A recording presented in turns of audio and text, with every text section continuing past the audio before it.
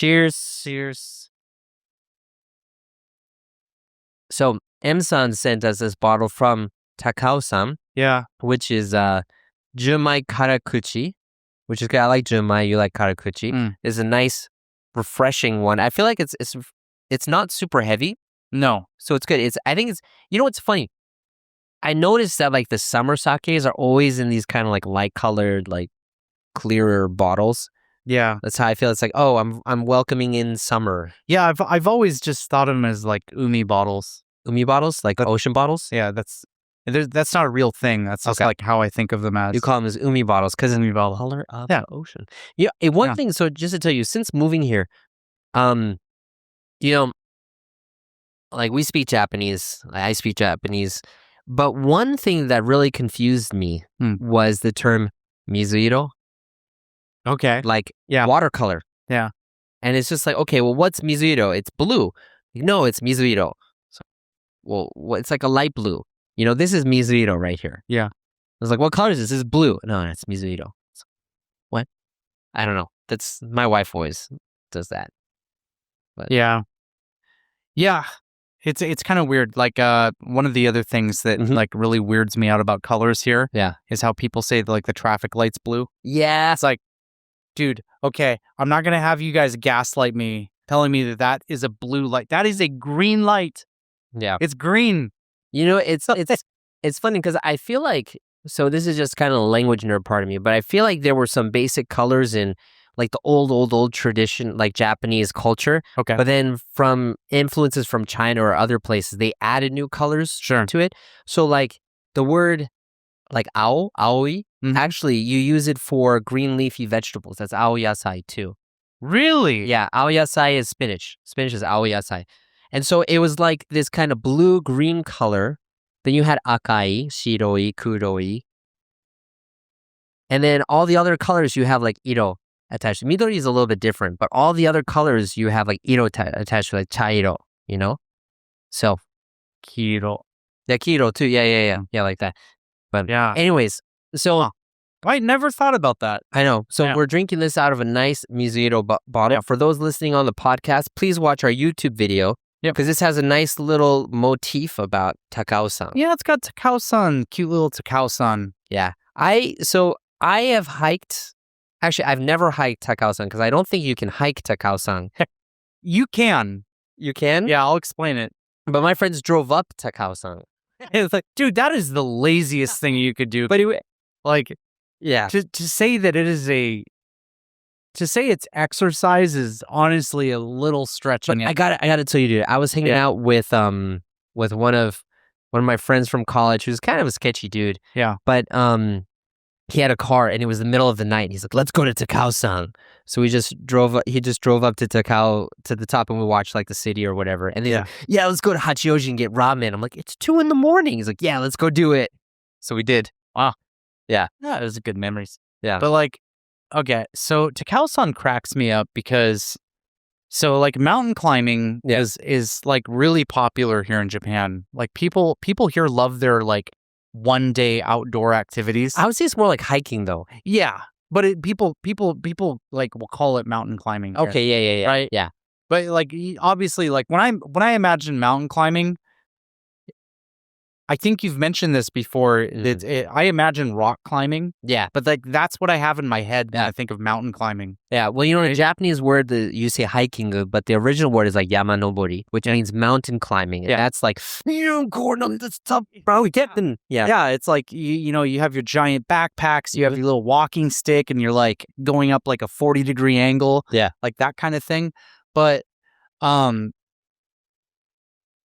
you have Mount Takao-san, which is like, it's honestly just an insult to mountains to even call that a mountain because it's like there are several hills around Tokyo that are bigger than Takao-san. Really? I feel like there are. Maybe that's an that exaggeration. could be an exaggeration. Takao-san is absolutely a hill. It's a big hill. You cannot convince me otherwise. Yeah. But yeah, so it's super easy to climb up. And I made the mistake of when I first got here in Japan, I was invited to do Takao-san. Mm-hmm. And so I was like, what is Takao-san? It's like, oh, well, it's mountain climbing. It's like, whoa. I don't know if I want to do that. Yeah, it's like, just come and join me. It's not that bad. Mm-hmm. So I went and I was like, okay, I can do mountain climbing. Mm-hmm. I'm going to go climb Fuji-san now. Wow. There's a big difference between Takao-san and Fuji-san. Huge difference. That's a huge difference. Oh my God. Fuji-san was such a miserable experience. What was your favorite part about the... Going home. Going home was my favorite part of the hike. It sucked. Yeah. It was terrible. Yeah. Now, granted, the sunrise was beautiful. Yeah. Okay? I'll give that. But everything else sucked. Everything else sucked. Yeah. Well, I mean, so I really like hiking. I really like mountain climbing. So when I was in high school, I was on this kind of like summer camp thing, and we actually did an 8-day backpacking trip. And that was actually the first time that I had never taken a shower for longer than 3 days. That I remember. Yeah. I mean, you come from the military, it's a little it's like when you come from like, in the Marines, it's like I was in infantry and I'm done with hikings, man. We did a lot of hiking. Well, yeah. Okay, so you guys were doing really, really intense stuff, and it wasn't necessarily for fun. Yeah. It was like really hard training, probably, right? Marines, but like what it was nice for me, but I just remember, because we went backpacking for 8 days. Yeah. And I remember the first day I was like, this is great. The second day, I feel kind of dirty. I wish I could take a shower. The third day, oh my gosh, I feel caked in my own sweat and grossness. My fourth day, I think I'm going to die. And then the fifth day, I've achieved nirvana. Yeah, I don't exactly think. No, it literally is that though. Because I mean, dude, like especially back in the military, it's like I've gone a very long time without showering. Yeah, I guess I'll put it that way. Yeah. And it's usually right around the 5th or 6th day of no showering. You just kind of lose your sense of smell. It's because you get like a coating of your own grime over you. No, but seriously, it's like you always hear about. We're getting so off track. Yeah. But I just want to finish this. Yeah. You always hear about like nature. Animals will like roll around in the dirt to kind of get like a second skin. Yeah. And I feel like that's what you get. You get your second layer of skin, which is actually just grime and sweat. And and it's funny because in Japan there's a huge hiking culture or camping culture. Yeah. And whenever I look at that, I always think like, oh, that's so cute. You come in your little car and you have like you stay clean and it's all nice. Tents and you put out like a little mat on the ground. Yeah. You put your tent down. It's like it's like going really in the middle of the wilderness for multiple days is a totally different experience. Dude, my favorite thing is the people who say they're going camping, but they're really just driving out to those little like tiny little lodges. Yeah. They're just like, oh yeah, we're going to go camping this week. It's like, oh, you're going to go camping in your like miniature hotel room? Yeah. Okay. Yeah. And it's like, when I hear camping or hiking, I'm like, okay, let me bring my bear bag. That I'm going to throw up in the tree so the bears don't come and eat my food, But it's actually nice that you talked about that because, one thing I really do, one of the really like great memories I have in Japan when I was a student, when I was studying abroad here. And I lived in Nakano on the Chuo line, right? Yeah. And I remember I talked to a guy I knew who we were trying to build a small school together. And I told him, I said, dude, I'm really overwhelmed. I'm really stressed. Where can I go to like just clear my mind? And he said, well, if you like nature, you should go to Okutama. Okay. And I was like, yeah, okay. I like Okutama. Yeah. So a few times that year when I felt like everything was just piling up on me, I made little pilgrimages to Okutama to be in nature to kind of like cleanse myself and purify my mind a bit, And, that kind of ties in with our topic today, which is like mental health and counseling and how it's different in Japan versus the United States. Yeah. Yeah, no, seriously. Just kind of adding on to that. Yeah. So I had a very similar experience, but for me it was Odawara. Again, it came out. Odawara. But yeah, so that was my mental health area. And just so happens to be a power spot. Those who are spiritual in Japan, you can go see the was it Kofun? Kofun, yeah. Yeah. And then there's like caves. Okay. There's like a huge cave system for like burial caves and stuff. So it was really cool. Anyways, But yeah, so mental health in Japan, Mhm. it's a big thing. Yeah, and I think a lot of foreigners, when they come to Japan, one of the things that they don't really like about living here Yeah. is the lack of mental health support. Yeah. Like I'll tell you where it Mhm. really becomes noticeable Yeah, is if you are commuting on the train, yeah, I would say outside of rush hour time. yeah, Like rush hour time, like especially if you're riding here in Tokyo, the Mhm. trains are so packed, you don't really have time to like really look around and Yeah. kind of people watch. yeah, But if you're kind of riding in the off hours, like midday or like really early Mhm. afternoon, you'll notice, for lack of a better term, crazy people. yeah. Like And let's use the PC term, the mentally challenged. mentally, what is that?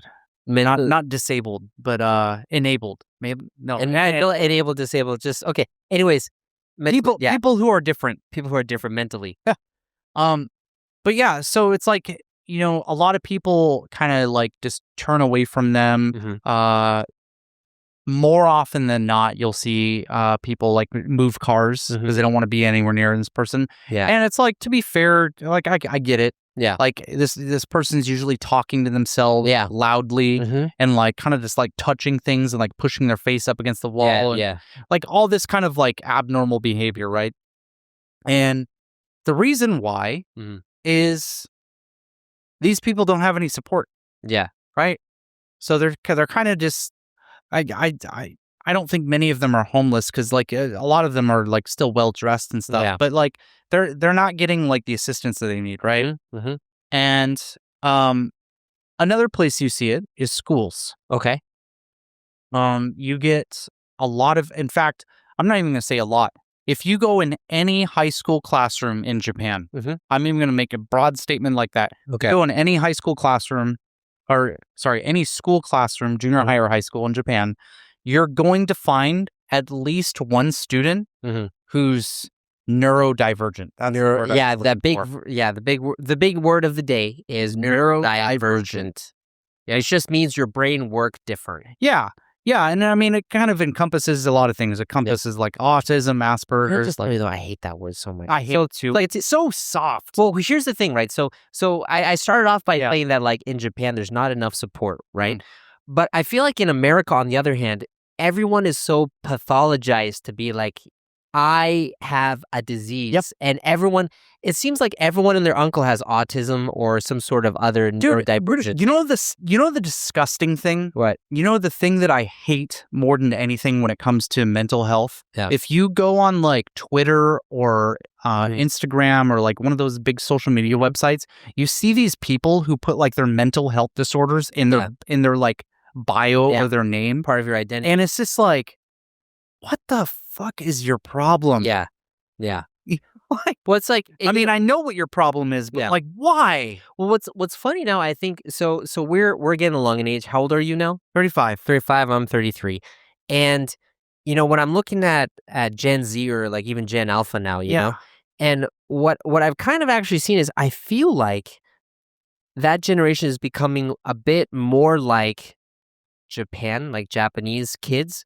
And let me tell you why, because Okay. because I we want to hear this. because we have a lot of people in the States who need to put a label on themselves Okay. to feel like they're part of an in-group. Like I feel like when it was you or me, it's like, oh, that kid's just kind of weird. He's just kind of marching to the beat of his own drum. Like I was a strange kid in my class, but people just looked at me like, oh, that's Arthur. He's just different, whatever. But nowadays, it's like you need to put a label on you. And you have so many people on TikTok who have like, I am a neurodivergent, cis, autistic, whatever, putting on foxkin, whatever, But what happens is these people, like what they're doing is they really are carving out an identity and a space for them to kind of interact with other people. Because once you put that problem on you, it gives you access to a community, And I mean that's how I kind of see it. Is actually people are trying to fit in more, so they call themselves autistic. Yeah. It's kind of frustrating because I remember, Mhm. I mean, I'm sure you remember this too, but when I was a student, you Like high school student?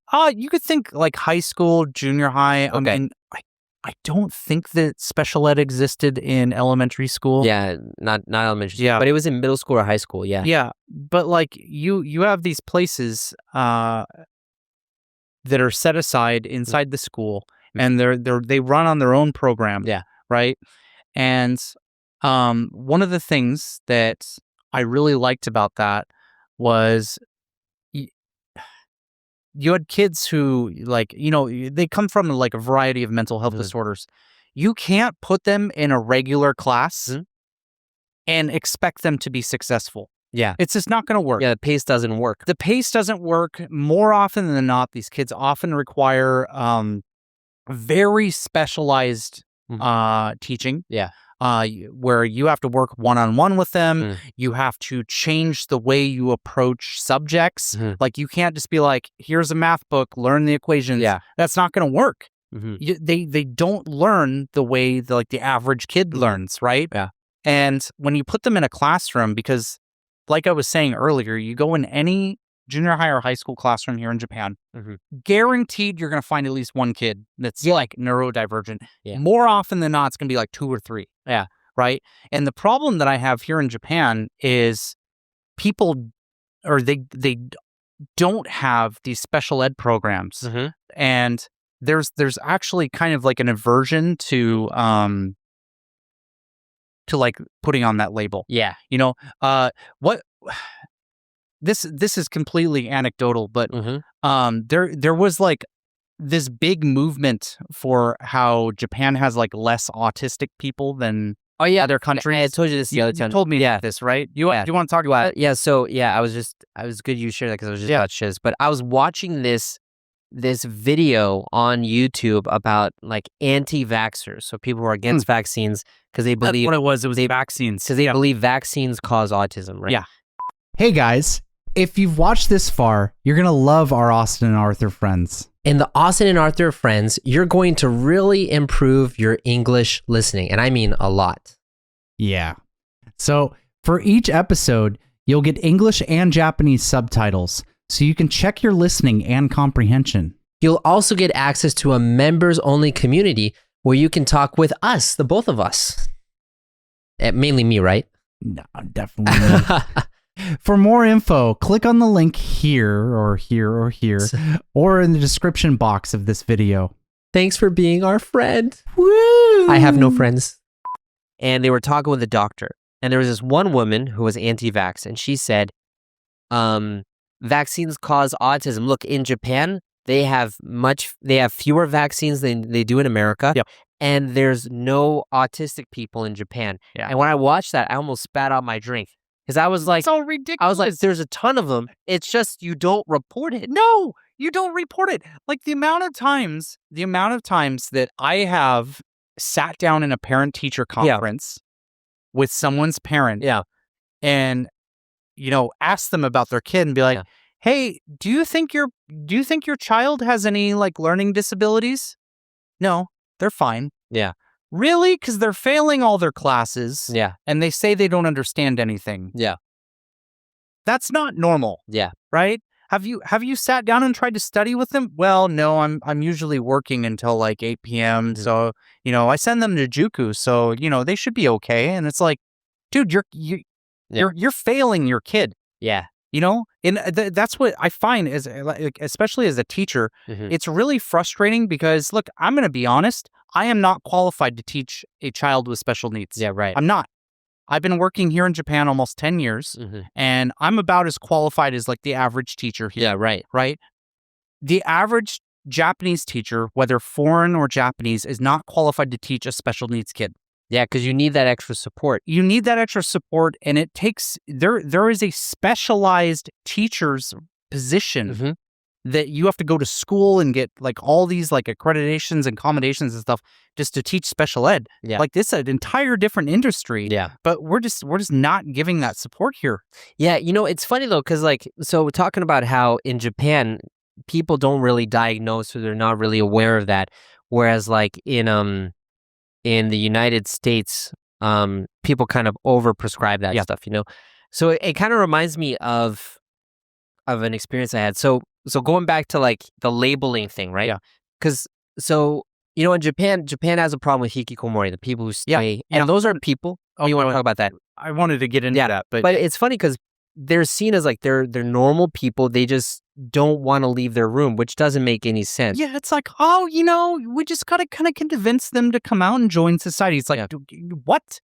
Yeah, there's something. What? Yeah, so there's something going on up here Yeah. that you need to fix, right? Yeah. Not just like, oh, they're just choosing to do it. There's something going on up here. But then on the other hand, though, I feel like in America, you put that label on someone, and like, back when we were younger, there was a syndrome called like Asperger's syndrome or whatever. Yeah. And I probably have it. I have a friend who definitely has it. Now it's part of the autism spectrum, Sure. And the people who have Asperger's are different. They tend to be really obsessive about one thing. They get really into it. They're not very social. They're not good at keeping friends, and that explains me. That explains my friends too. But I remember, so I had a friend. His name is Eric. Okay. And I would hang out with Eric because he was really goofy. And there was a time when he was into juggling. It was great. Like he was he was into busking, and he was making a decent amount of money. Like busking, like he'd go into the Boston and he would just like bust on the shit with juggling. Yeah, exactly. But he was pulling in some cash, Yeah. and he was really enjoying it. And his brother Dan was more normal, but Okay. Eric was unique. He was special. He was interesting. Yeah. So I remember hanging out with him, and then I remember one of my parents, I don't want to say who, but one of my parents, back in college, they said, Arthur, I think it's really great you're hanging out with Eric. Okay. He I know who. he needs that. Actually, I'm not going to go into details about it. And I was just like, what are you talking about? He's like, yeah, well, Eric, he's like mentally challenged and he needs some friends. Like, it's really good that you're being his friend. And I'm like, no, I'm really his friend. It's not because he's mentally challenged. Dude, he's my friend. And then, and he was like, and so then they were like, oh, what? Really? And it reminds me of your sister at your wedding. Oh yeah. You don't have to tell that story if you don't want to, but No, it's I kind of feel bad for it because it was meant to be an offhanded joke. yeah. And so, yeah, this was like during my wedding, my sister and my mom came to Japan, Yeah. and Arthur also came to my wedding. Oh man, that was so embarrassing. It's like my parents and my sister already knew who Arthur was because of our channel. And so I was introducing him to my sister, Chelsea, and it's like, oh yeah, this no, it was at the toast when she found out. You didn't tell her before then, but it was at the toast when she realized about me. Oh, And she said that. Do you not remember that? maybe I'm remembering. Okay, you tell this part because maybe I'm because this is like a punchline. This is a big punchline. So because we went to dinner together. Yeah. And we just sit and we have fun. And we go to dinner. And I don't know if Chelsea said anything like Arthur's kind of strange afterwards or whatever. But yeah, then we go to your wedding. Yeah. And you tell me I'm going to make a speech at the wedding. And I was freaking out. And then I found out, and then I prepared a speech. And then you're like, oh, actually, it's going to be this kind of a speech instead. And it was like 10 minutes or 30 minutes before. And I was like, oh, crap, what am I going to do? So I freeze up. And we go to give a toast. And I'm standing by your table after I give this horrible speech. You gave Go to give a phenomenal speech. It was underselling horrible. it. But I grabbed your glass instead of my glass. I didn't even notice. I know, they noticed. And so we did that. And then later on, Chelsea came over and we were taking a photo together and my brain just froze because I was still embarrassed. And that's when you said, Oh, it was like, Arthur, your autism is showing. I know. And then Chelsea was there, your sister, and she just said, oh, you have autism? And it was at that moment I realized, okay, to Chelsea, I'm going to be the kid with autism. Do we need to get a little safety helmet? I know, seriously. But it's funny because like in the States, when you put that label on someone, they become almost like a different, like a subhuman or different type of person, Whereas in Japan, it's more inclusive, maybe to a fault, Yeah. No, I felt bad about that. Yeah. But I mean, I make jokes about it all the time. What I just don't like is that Chelsea's going to see me as as Austin's autistic friend now. you're not the self-made businessman. You're the autistic guy who collects like marbles or something. Yeah, basically, and I count them every morning before I go out to work. Oh my God. But yeah, so I don't know. Like going back to like the problem that we really witness here in Japan and how there's just like a lack of support for things. Mm-hmm. One of the things that really frustrates me, Yeah. I think there's this common misconception that if you have autism, you can't function. In Japan? Just in society. Yeah. Right? A lot of people, when they hear about someone with autism, they're just like, oh yeah, this person needs like their parents to handhold them everywhere, and they'll have like constant freakouts and stuff. And it's like, no. Like, yeah, there's like, it's a spectrum, right? There's like different degrees, but like even somebody with like severe autism or whatever the term is for that, if they're conditioned throughout their life to be aware of like their triggers, to know how to like get a safe space, to try and work through like daily problems and stuff, and then they become an adult, they can totally be like functioning normal members of society. Yeah. Right? The problem is, here in Japan, people who have this situation get pushed through normal school, have a horrible experience, actually not bullied as much as you'd think they would. Yeah. Like, one thing I will say is kids in classrooms are actually pretty friendly to like kids with learning disabilities. That's good. You really rarely encounter bullying problems. I was really surprised about that. Just a question. So in America, you know, because you have special ed classes and you have the normal classes, so it's very clearly delineated. But in Japan, you don't have that. Even if there's no separation in the class, do the students kind of get that someone is? Oh, it's the parent right away. Okay. Right. It's for both the teacher and the other students in the class. It's obvious from like almost day one. Okay. It's like, oh, okay, you're not gonna do well here. Okay. Right. And so like I was saying, I was surprised about the lack of bullying, because Japan does have bullying problems. Yeah. So you would expect like people with like mental health problems to be bullied. I'm not going to say it never happens, but it's definitely a lot less than you would think. Yeah. The problem is there's two problems. First of all, schools will push these kids through graduation. Okay. You know, even if they don't do the grades, they'll fail every single class, show up like literally half the time, and they'll still get pushed through. Okay. In fact, you can't fail junior high school here. Okay. It's just not something you can do. When you get to high school, you can fail if you just don't show up to class. But if you show up to class, you basically can't fail high school in Japan. And I don't like that. Because it doesn't do anything positive for the kid. It's not helping them. And these kids have a terrible experience all through school. They hate studying and everything because they're just not being taught the right way for them, right? It's not their fault. But like they become an adult and they have not been conditioned at all to handle the disadvantage that they have in society. And so then they become hikikomori. Then they become that person talking to themselves on the train. Then they become like the person who lives at like a internet cafe. Like they get all these horrible situations happening to them because they just don't know how to be an adult. Right? Yeah, well, I mean, so on the other hand, right? So in America, though, you know, there's a big homelessness problem. And a lot of that, at least in my experience in Seattle, a lot of the homelessness problem is with people who do have those mental disabilities, who are mentally challenged, and they don't get the support that they need. But then they're thrown on the street, you know? Like there was a news story the other day about like a homeless guy in New York. He pushed someone onto the train tracks or something like that. And, you know, it's funny because, you know, I remember, this is a couple years ago now, but with my kids and stuff and going back to Boston, and we went to the train station waiting for the train, and then there's this one person who just starts like yelling like, "Get the hell off of that train!" Like he wasn't yelling at anyone, he was just yelling to himself, and you know, and it was really scary, you know. But he looked homeless too. Like I don't know how he got in there, but so you have that side which is really tough, you know. Whereas here, you know, when I see a lot of like mentally challenged people, you know, they still kind of have a place to live, and they don't necessarily seem like kind of, they have a place, you know. So like it's funny because a lot of like the homeless people I've seen here, Yeah.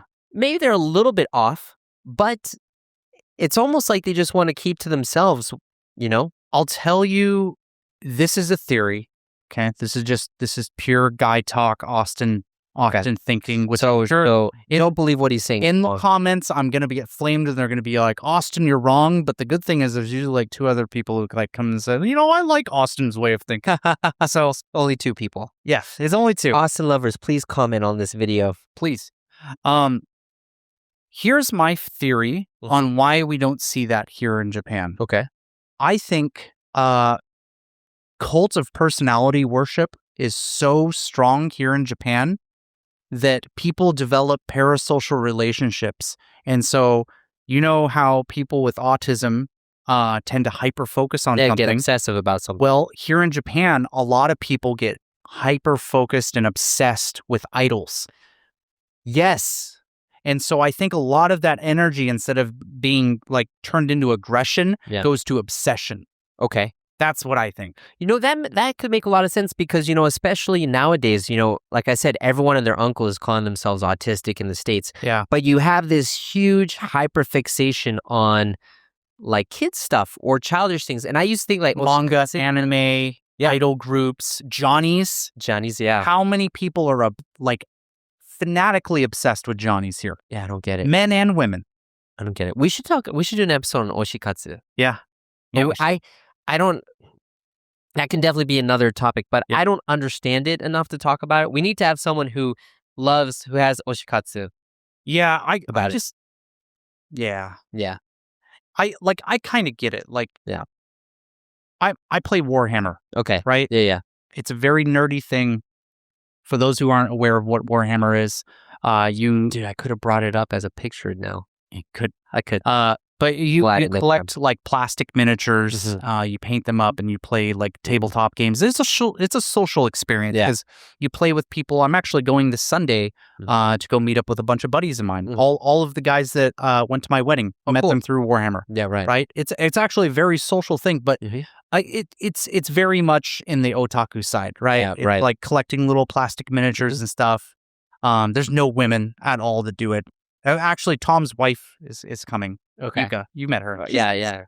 But yeah, so it's like from that perspective, like kind of get like the nerd culture about it, but like I'm not like buying all of like the paraphernalia and going to like idols in the community and like you do have that, like the consumerism here really does help contribute to that, where you can kind of redirect that energy, Yeah.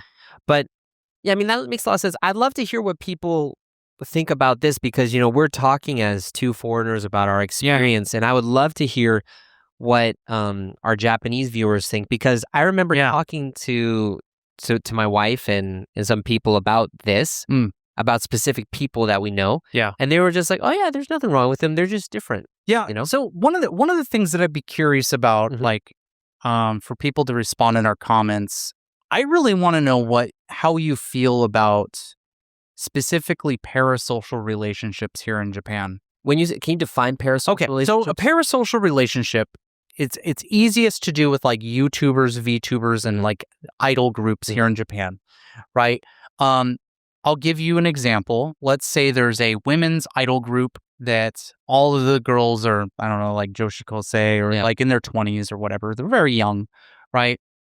They're not allowed to publicly have boyfriends. Yeah. And they do a lot of like publicity work to make their fans, which are predominantly men, think that they're in some sort of relationship with them, right? And it's completely an illusion, right? The idol group is aware of this, but the fan base, you see this a lot with anime too. Like this is where the term waifu came from. Waifu, yeah. Right? Where it's like you develop this obsession to the point where you think you're in a relationship with like the guy who married Hatsune Miku. Yes. Yeah, right? And that's I look at that and I feel nothing but disgust. Yeah. But I'm curious how people here feel about it. Yeah. Because I have a very outsider's point of view where it's like, this is destructively unhealthy. This should just be a whole new episode. We're going to talk Yeah. about this soon. Yeah. We don't know when, but this is kind of a little bit separated from what we're talking about now. But Yeah. I want to spend a whole video because I have lots of thoughts about. I this have a stuff lot of too. thoughts on this too. Yeah. But I really want to know how people in Japan feel about this. Yeah. So When they look at this, like, is that something that people are okay with, or? yeah, and then maybe when we talk about this topic next time, we can look at the comments and Yeah. see what people say. Yeah. But yeah, well, dude, it's been great talking to you. I forget what we're going to talk about next time, but it'll be something. Dude, you took my line there. I'm usually the one who forgets about stuff. I forget it, dude. I forget everything if I don't a write it long down. week. I know. I'll see you next time. Yep. Free audio post-production by alphonic.com.